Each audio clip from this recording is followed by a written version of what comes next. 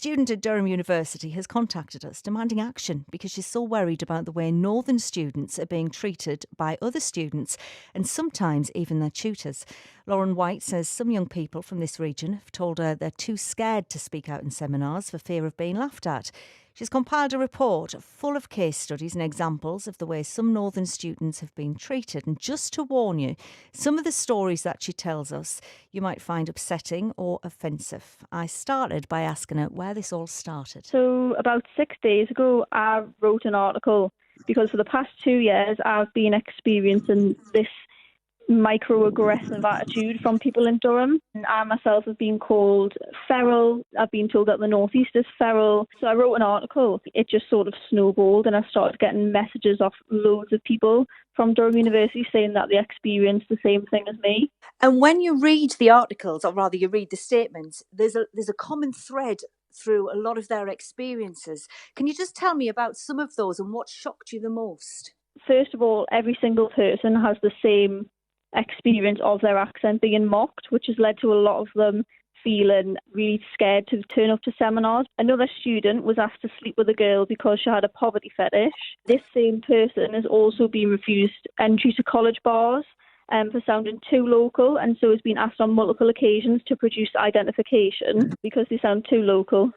Can you just go back a little bit when you mentioned this poverty fetish? So it's seen as people from maybe a different class or further down south come up to the northeast and then they want to snare on a night out somebody who's northern because it's seen as a bit of poverty and a bit of somebody who's rough and ready. I think they say there's some kind of trophy actually, and in some kind of sick way. It's like it's an achievement to have, as one student said, apparently people call it rolling in the muck. That is one of the most disgusting things that I've definitely read out of the report. You know, it's no wonder that people have actually dropped out over this kind of thing if that's how we are perceived in the university community. I think there is a culture at uni, definitely, where this kind of behaviour towards northern students, no one sort of thinks it's serious enough to report. Do you think staff treat all the students the same? In my experience, I would say yes, that is the case, but there are people in the report who've said that they've actually been singled out in lectures by staff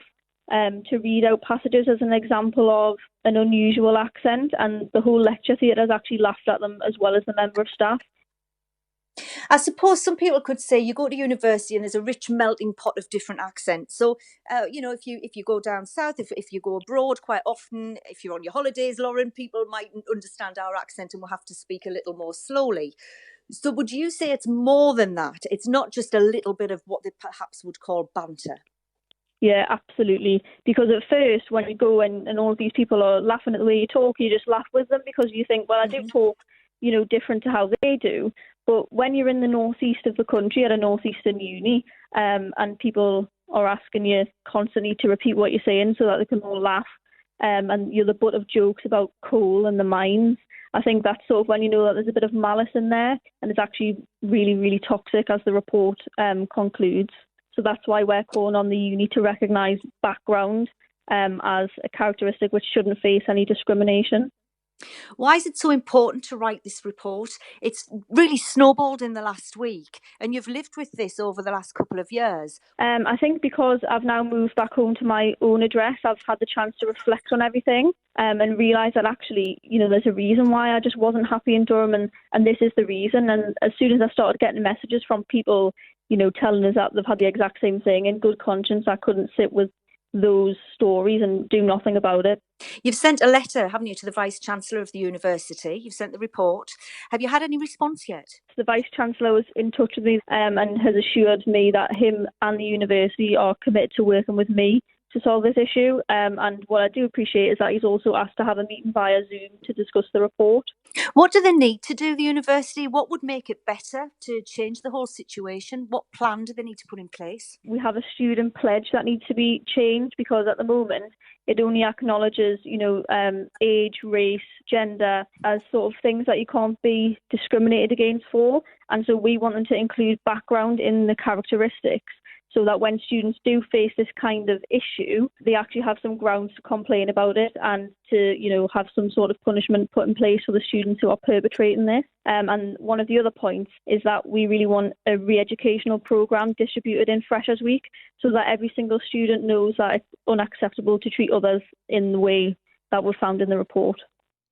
That's Lauren White. Well, in a statement, Professor Stuart Corbridge, Vice-Chancellor of Durham University, has told us that everyone has the right to study and to work in an environment that is respectful and where people feel comfortable to be themselves and to flourish.